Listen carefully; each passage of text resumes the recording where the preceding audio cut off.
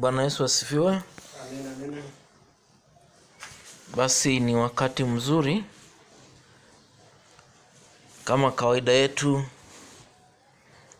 tumekuwa tukipitia kitabu ambacho kinaitwa Tembelea Watu Wangu, na kile kitabu nilikiandika kama mbeba maono ili kulifundisha kanisa mambo kadha wa kadha. Amen. Bwana Yesu asifiwe. Amen. Na mwaka ule wa 2022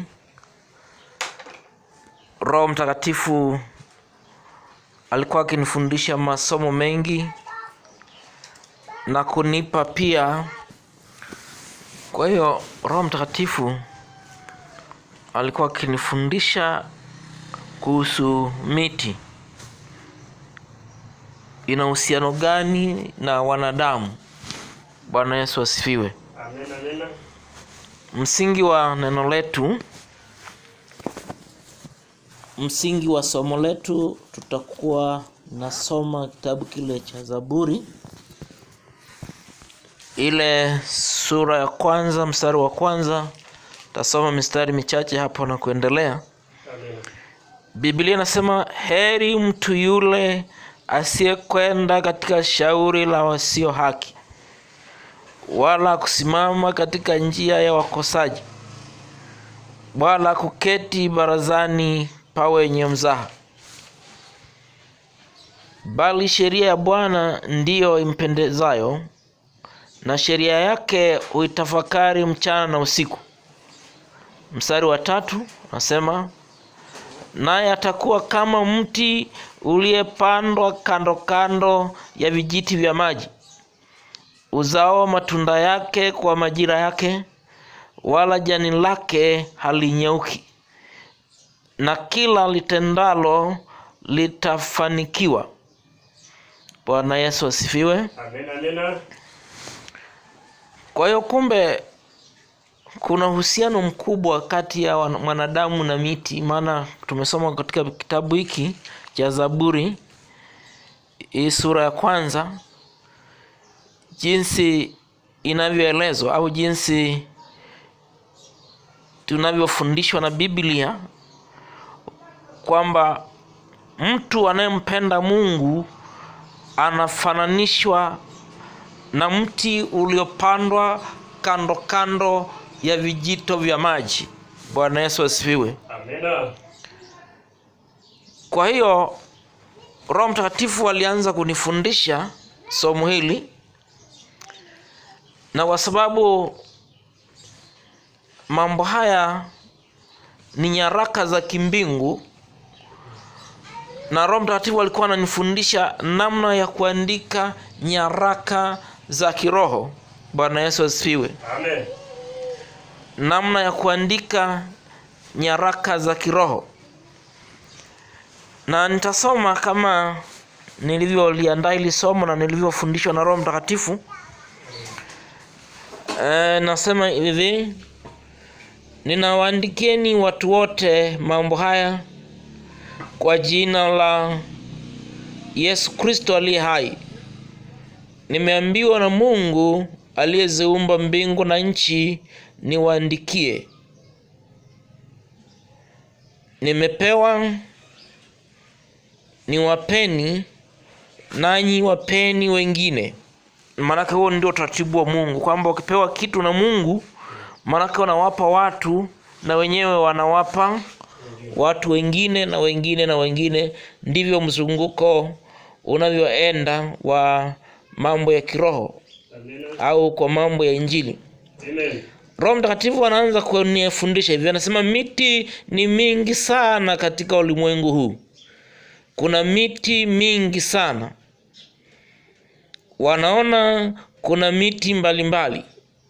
Sasa usiseme kuna aina mbalimbali za miti, sema kuna aina za miti. Unaona? Roho Mtakatifu ananifundisha pia Kiswahili. Amen. Anasema usiseme kuna aina mbalimbali za miti, useme kuna aina za miti. Amen. Ananifundisha Kiswahili pia, maana yeye ni mwalimu, Roho Mtakatifu. Sasa katika aina za miti ndivyo inavyokuwa katika ulimwengu wa roho. Maana yake kuna kuwa na watu mbalimbali. Maana miti inasimama badala ya watu au badala ya wanadamu. Amina. Bwana Yesu asifiwe. Amen. Nasema miti inasimama badala ya watu. Maana watu wana sifa mbalimbali. Kila mti una sifa yake. Bwana Yesu asifiwe. Amen. Amen. Yaani mchungaji ni kuambia ukikaa katika roho halafu ile nguvu ikakujia, kuna raha sana. Amen. Mimi nimetoka kanisa kubwa ambalo sitaki kulitaja jina, ila nataka kusema kwamba kanisa hilo limekosa bahati kubwa ya ajabu sana. Wakati mimi nawaeleza wale wachungaji ambao tulikuwa tunafanya kazi nao, njoni niwape vitu vipya kutoka mbinguni, vitu vya moto. Wakaanza, huyo ana mapepo, huyo ana majini, msimfuate huyo. Sasa kama Roho Mtakatifu alivyonifundisha kwamba kanisa limekufa, watu wamebaki tu, yani wanaenda tu kimkumbo. Hawamsikilizi Roho Mtakatifu. Kwa hiyo mimi nasonga mbele na nasema kwamba kanisa hilo limekosa bahati hiyo na halitakaa lipate hiyo bahati. Maana imewatoroka. Bwana Yesu asifiwe. Amina. Kwa hiyo Roho Mtakatifu akaanza kunifundisha hivi. Anasema kuna miti yenye sifa ya kuwa imara na mingine ina sifa ya kuwa dhaifu. Alafu anaendelea anasema ndivyo wanadamu walivyo, wamewekwa katika madaraja hayo.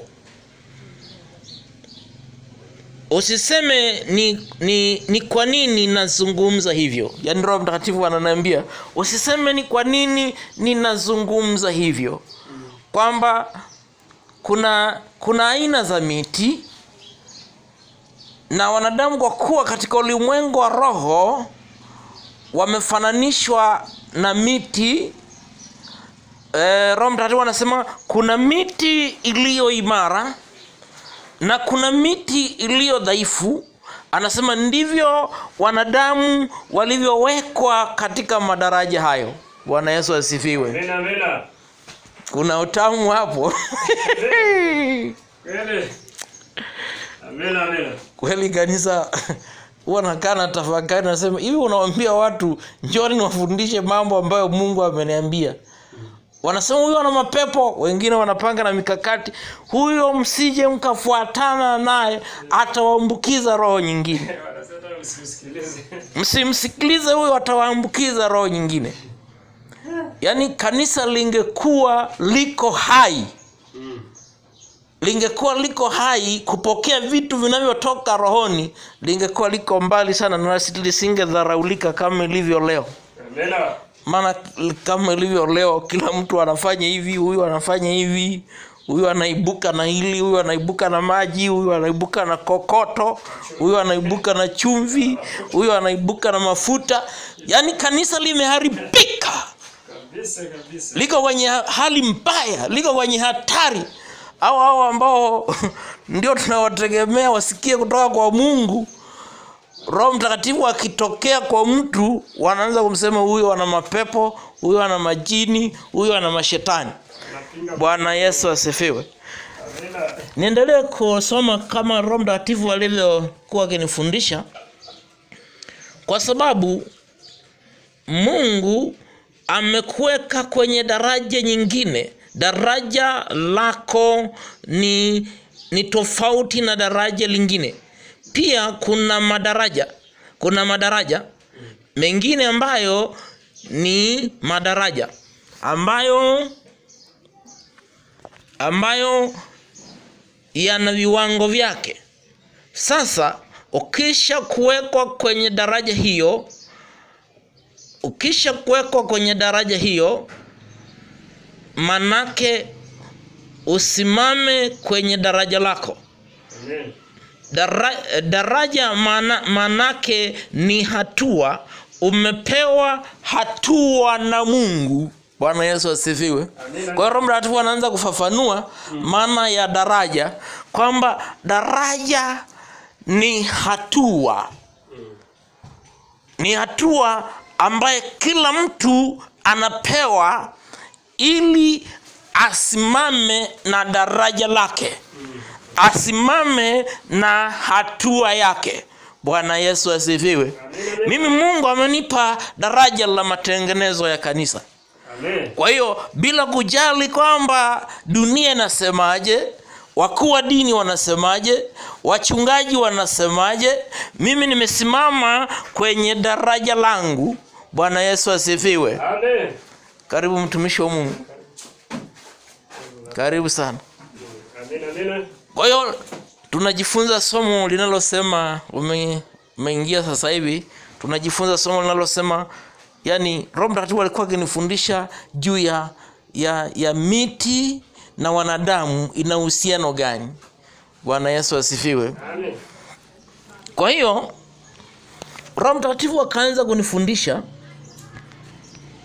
nasema hivi, umepewa hatua kadhaa. Yani Mungu anapokuita, anapokupa maelekezo, anapokupa daraja lako, manake anakupa hatua kadhaa. Bwana Yesu asifiwe. Anakupa hatua kadhaa. Sasa katika hizo hatua kadhaa inategemeana unasimamaje katika hizo hatua kadhaa au katika hilo daraja. Bwana Yesu asifiwe. Amen.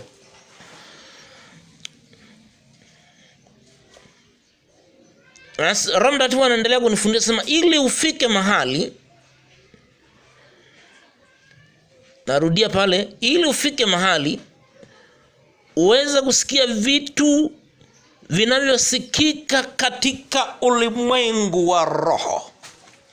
Maana ukipewa daraja na Mungu, ukipewa hatua na Mungu, manake usikie vitu vinavyosikika katika ulimwengu wa roho. Bwana Yesu asifiwe. Amen. Kama huna daraja, yani umepewa tu cheti cha uchungaji, unaitwa mchungaji, unaitwa mwinjilisti, unaitwa sijui nabii, unaitwa mtume, lakini hujapewa hatua na Mungu, hujapewa daraja na Mungu, manake huwezi kusikia vinavyotokana na ulimwengu wa roho. Na ndio maana nimeshuhudia kwamba mimi natoka kanisa kubwa sana hapa Tanzania. Amen.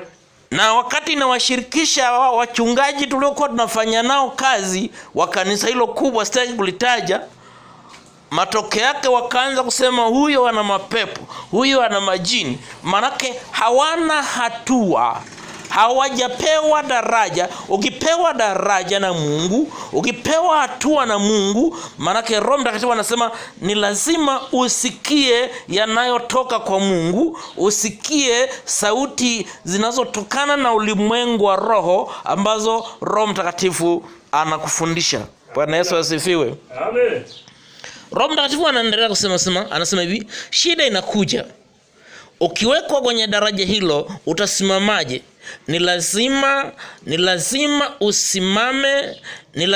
usimame na kanuni zake. Bwana Yesu asifiwe. Amen. Kwa hiyo ukipewa daraja, ukipewa hatua na Mungu, ni lazima usimame na kanuni zake. Kanuni zake manake ni unyenyekevu. Kanuni zake manake ni kudumu katika maombi.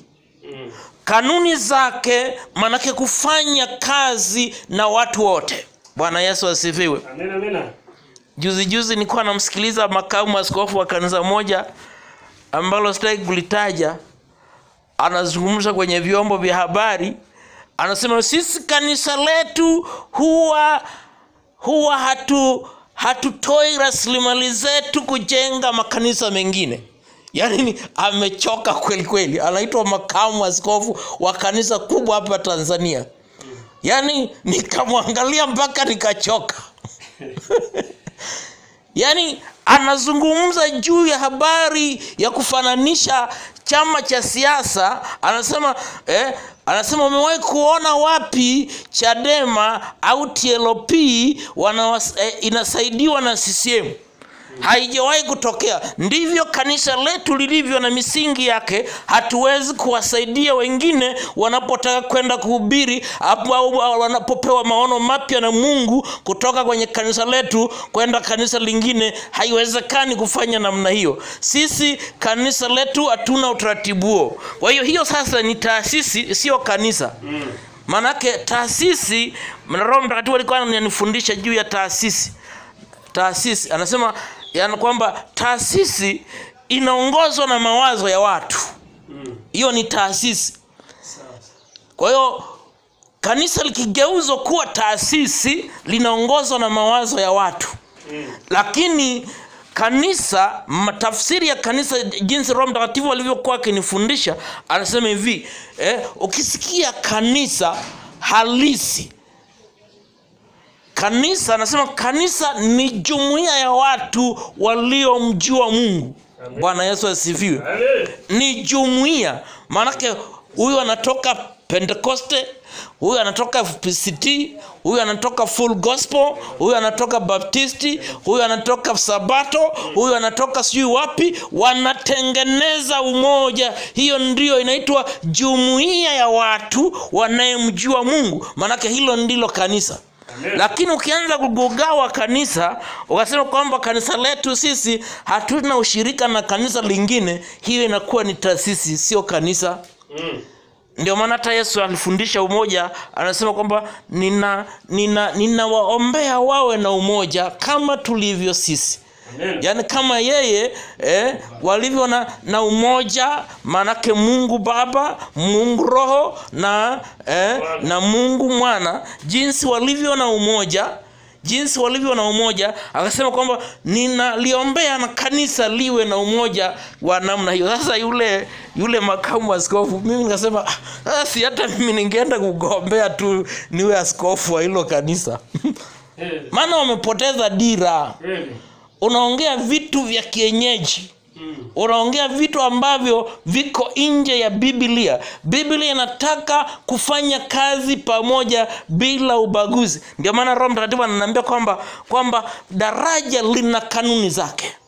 Ukipewa hatua na Mungu, kuna hatua zake, kuna hatua. Ukipewa daraja au hatua, kuna kanuni zake za kuenenda katika daraja hilo. Manake kanuni za kimungu ni kwamba usiwabague watu, usiwasimange washirika. Kuna baadhi makanisa mengine nilikuwa napata shuhuda, wengine wanaanza kuwasimanga washirika wao. Anawaambia mmevaa vizuri, kama mna hela basi leteni 50 hapa madhabahuni. Huko ni kuwasimanga watu. Kwa hiyo Roho Mtakatifu alikuwa anifundisha, ukiwa na kanisa wainue watu, watie moyo watu. Bwana Yesu asifiwe. Tuendelee jinsi Roho Mtakatifu alivyokuwa ananifundisha. Anasema kila hatua au kila hilo daraja unalopewa lina kanuni zake. Kwa hiyo kanuni zake ni za kibiblia, sio za kitaasisi. Bwana Yesu asifiwe. Amen. Roho Mtakatifu anasema hivi. Nilisema shida inakuja ukiweka kwenye daraja hilo. Ninarudia hapa, shida inakuja ukiweka kwenye daraja hilo, utasimamaje? Ni lazima usimame na kanuni zake. Ni lazima usimame na taratibu zake. Ni lazima usimame pia na vitu vinavyopatikana katika ulimwengu wa roho. Shida inakuja tena. Ni wapi sasa? Utasimamaje? Bwana Yesu asifiwe. Amen. Alafu Roho Mtakatifu anasema tunakusihi usifanye kinyume. Unapoandika, andika kwa sababu umeona katika roho. na umesikia katika roho. Ukiandika katika roho na kusikia katika roho, utakuwa umefanya kitu kilichoagizwa, kinachosadikika. Sharti hilo ni moja: fanya vitu vinavyosadikika. Sadikika manake ni kuaminika. Wakisikia hivyo itakuwa vizuri. Sharti lingine ni sahihi unazoweka. Utaweka sahihi gani? Sasa katika vitabu utaweka sahihi gani kwenye vitabu? Maana vitabu vinakuwa na watu wengi pia. Ni lazima useme aliyekupa kitabu hicho. Na nataka nifafanue hapa.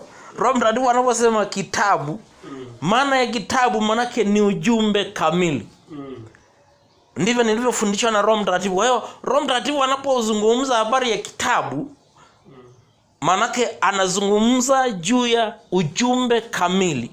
Lakini sisi tunajua kwamba ukiambiwa kitabu wewe uone makaratasi mengi, ila Roho Mtakatifu anasema kitabu ni ujumbe. Unaweza kuwa na mistari 2 au 3, lakini ni ujumbe. Roho Mtakatifu anauita kitabu, ujumbe uliojitosheleza, ujumbe uliyekamilika. Bwana Yesu asifiwe.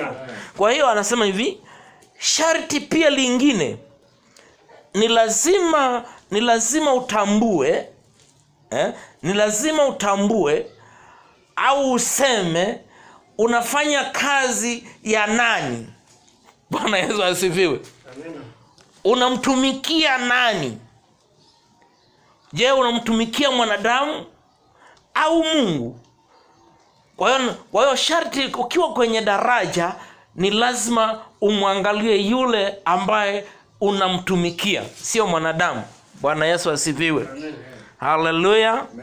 Kwa hiyo nitakuwa nikiwaonjesha haya mambo ili angalau, maana Roho Mtakatifu alikuwa ananiambia kwamba utakapopata watu, imarisha timu yako. Haijalishi nitakutana na mtu mmoja anayetaka kuwa pamoja na mimi kufanya kazi ya matengenezo, manake nitamuimarisha. Kwa hiyo kisha muimarisha, manake hapa tunaimarishana ili tujue kwamba hatuko peke yetu, tunatembea na Mungu. Bwana Yesu asifiwe. Hata kama ukiona kimya namna hii, unaona watu wanatoka kwenye makanisa makubwa, wanapita hapa mbele, wanashangaa, wanaona kuna viti, wanavishangaa, haijalishi. Nataka kusema kuna mtu hapa lakini umuoni. Kwenye hivi viti vina watu, lakini katika ulimwengu wa roho wako watu wamekalia hivi viti. Lakini wewe huwezi kuona kwa macho ya kawaida, ila kuna watu wamekaa kwenye hivi viti na wengine wamesimama, hawana nafasi. Hayo ni katika mambo ya ulimwengu wa roho.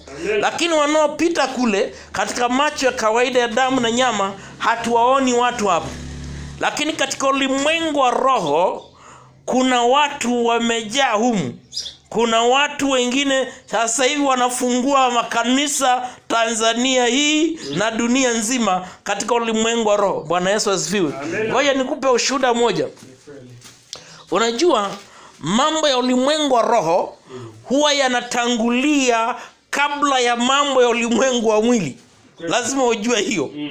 Ukiota unaibiwa au mwizi amekuja, umeota mwizi amekuja amekuibia, manake hilo jambo limefanyika katika ulimwengu wa roho. Manake unatakiwa sasa uanze kupambana nalo, manake unapewa taarifa kwamba kuna vitu vinapangwa katika ulimwengu wa roho kukuibia.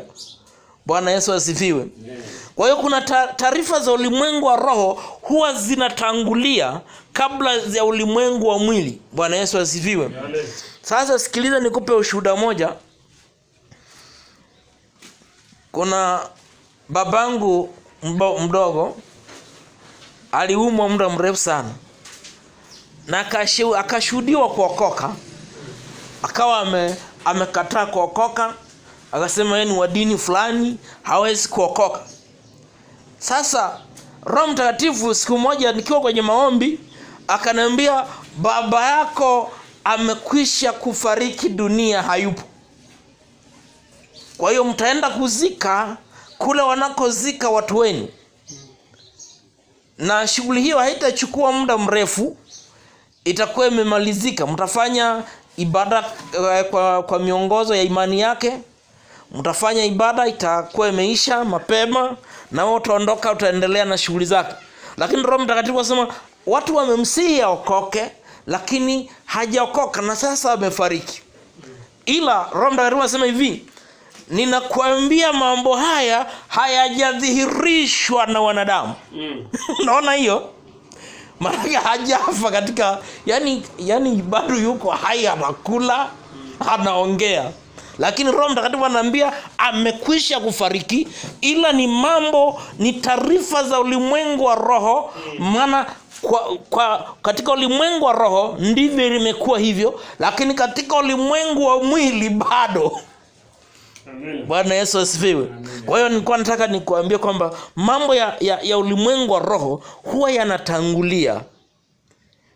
Kwa hiyo yanapotangulia, manake ya ulimwengu wa mwili ndipo yanakuja kutokea. Ndio maana nilikuwa nasema kwamba watu wanapita hapa wanaona kana kwamba hatuwaoni watu, lakini sisi katika ulimwengu wa roho tunaona kanisa hili lina watu wengi sana. Amen. Bwana Yesu asifiwe.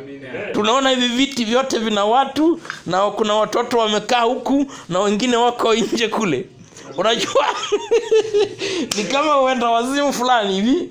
Yaani unapoongea mambo ya ulimwengu wa roho, unasema watu wanapita huko wanaviona viti kwa macho ya damu na nyama, lakini sisi katika ulimwengu wa roho tunatazama kwamba kuna hivi viti vimejaa na vinahitajika viti vingine na linahitajika jengo kubwa zaidi. Hayo ni mambo ya ulimwengu wa roho. Bwana Yesu asifiwe. Kwa hiyo nilikuwa nikifundisha hili somo na nikasema kwamba huwa natembea nasema kweli kanisa, nimetoka kwenye kanisa kubwa, nimewashirikisha kwa amani mambo ambayo Mungu amesema na mimi, nikawaeleza, nikawaambia njoni niwafundishe, lakini mimi njia yangu niwafundishe. Maana tunafanya kazi moja, sio kwamba ni kanisa baya, tunafanya kazi moja. Maana Mungu amenipa maono ili nishirikiane nao kwa maono makubwa zaidi. Kwa hiyo nikasema wana nakana tafakari, nasema kweli kanisa hili limekosa bahati na sijui kama litaipata tena. Hiyo imeshawatoka. Maana Waingereza wanasema golden chance never come twice. Maana bahati huwa haiji mara mbili. Mungu amenipa vitu vikubwa, njoni niwafundishe. Hawataki, wanasema huyo ni mwalimu tu anazurura na watoto hapo. Tena mimi nafundishaga wale watoto ambao wanaitwa wenye akili, wenye wanawaita walemavu wa akili. Mimi nafundisha walemavu wa akili, wanasema huyo ameshakuwa kama wanafunzi wake. Lakini mimi Roho Mtakatifu akaniambia akili yako iko sawa sawa. Akili yako iko imewazidi hata wao. Manake dada Roho Mtakatifu anasema nitakupa roho ya utulivu, nitakupa roho yenye nguvu, nitakuongezea na imani. Ingawa utapita kwenye misukosuko, utabezwa, utadharauliwa, watasema ni mjinga, watasema ni mpumbavu, watasema hana akili, lakini wewe mtazame Mungu aliyekuita. Bwana Yesu asifiwe. Kwa hiyo niseme ndugu yangu, wewe ambao umefika kwenye ibada ya siku ya leo, mtazame Mungu. Simama na daraja lako. Simama na hatua yako bila kujali kwamba wanadamu wanasemaje. Wangapi wanakufuata, wangapi wanakusikia kwamba umesikia kwa Mungu na unawaambia, wangapi wanasikia, wangapi hawaelewi. Bila kujali mambo hayo, wewe songa mbele kwa mbele. Bwana Yesu asifiwe. Songa mbele kwa mbele, kwa sababu mambo ya rohoni sio mambo ya mkumbo. Unaposikia sauti ya Mungu sio mambo ya mkumbo. Tukisoma katika Biblia tunamuona Mungu anaitazama dunia, lakini anamuona mtu mmoja, Nuhu. Nuhu anapata kibali miongoni mwa maelfu ya watu au mamilioni ya watu walioishi katika kizazi kile, lakini Nuhu akapata kibali machoni pa Mungu, akapata neema machoni pa Mungu, na akasikia Mungu akimpa maelekezo kwamba anakuja kuigharikisha dunia. Na baada ya miaka mingi kupita, ndivyo gharika ilikuja. Na gharika ilipokuja, watu wakaanza kulia, wakaona safina inaelea.